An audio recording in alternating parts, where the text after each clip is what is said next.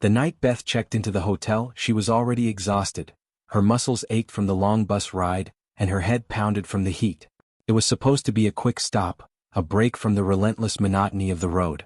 She didn't plan on staying long, just enough to rest and gather herself before continuing her journey. Yet, from the moment she approached the hotel, something about it felt off. The sign hung crookedly as though the wind had been battering it for years. It read Westvale Hotel, in faded, peeling letters, illuminated by a flickering neon light. The building was far older than the online pictures had led her to believe.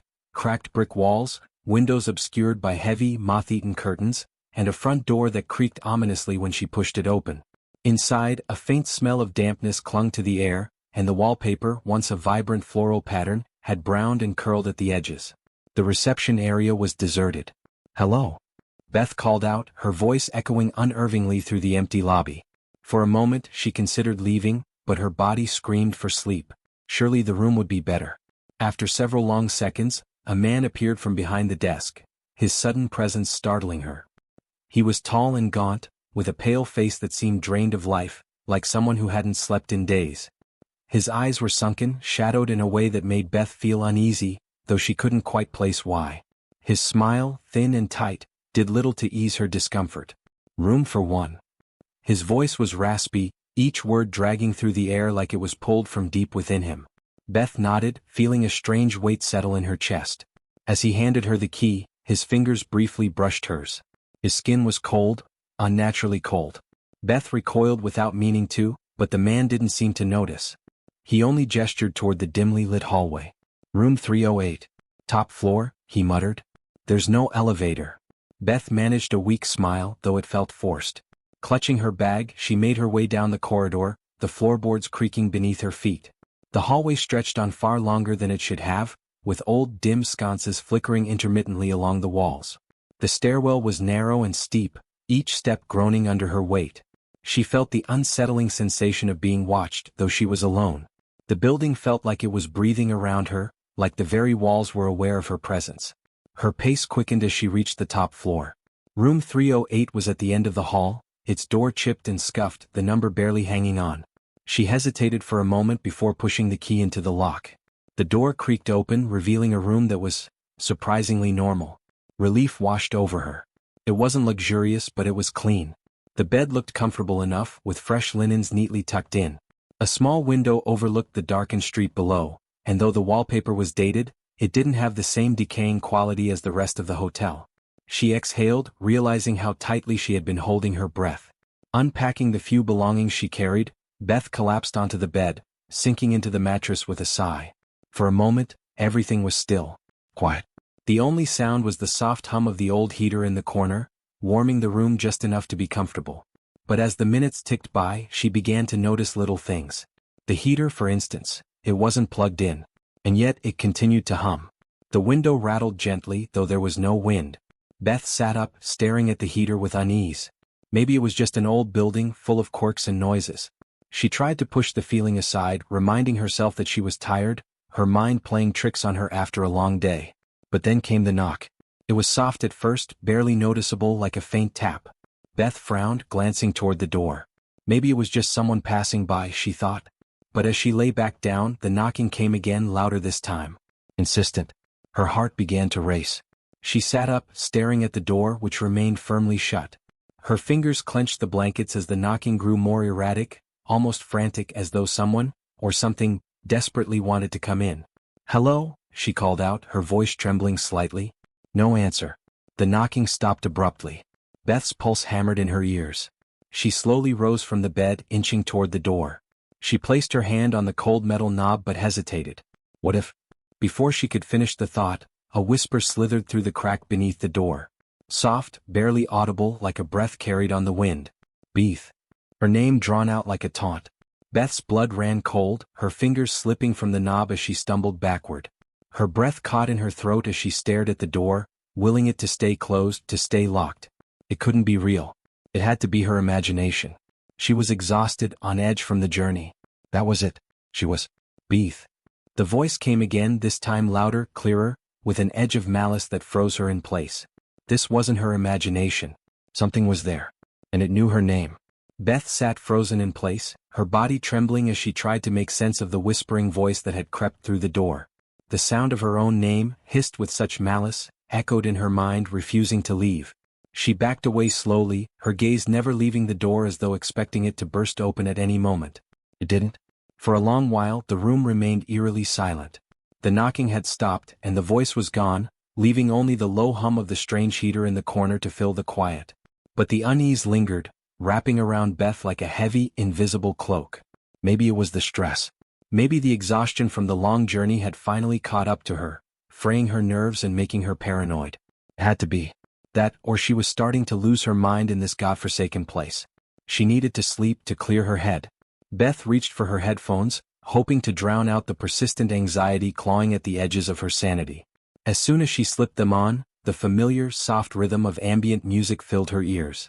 The comforting noise soothed her nerves, muting the creaks and groans of the old hotel. Lying back down on the bed, Beth closed her eyes, willing herself to drift off. For a few blissful minutes she felt her body start to relax. Her breathing slowed, the tension in her muscles releasing. Sleep, merciful sleep, was so close. But then the thoughts began to swirl. First, it was small flashes. Her journey, the crooked hotel sign, the man at the desk with his cold, dead fingers. The strange way he had stared at her, as though he had been expecting her, as though he already knew her. Her eyes snapped open, her heart suddenly racing again. The music continued to play softly in her ears, but now it seemed distant, drowned beneath the torrent of thoughts that flooded her mind. She closed her eyes again, but the darkness behind her eyelids only seemed to amplify her racing thoughts. She saw faces, distorted, unfamiliar faces, flickering like images from a broken projector. They whispered to her, in voices she didn't recognize, repeating her name over and over, until it was all she could hear. Then came the images of the hotel. Dark, twisting hallways, doors that opened to empty voids, rooms filled with shadows that stretched toward her, reaching, clawing.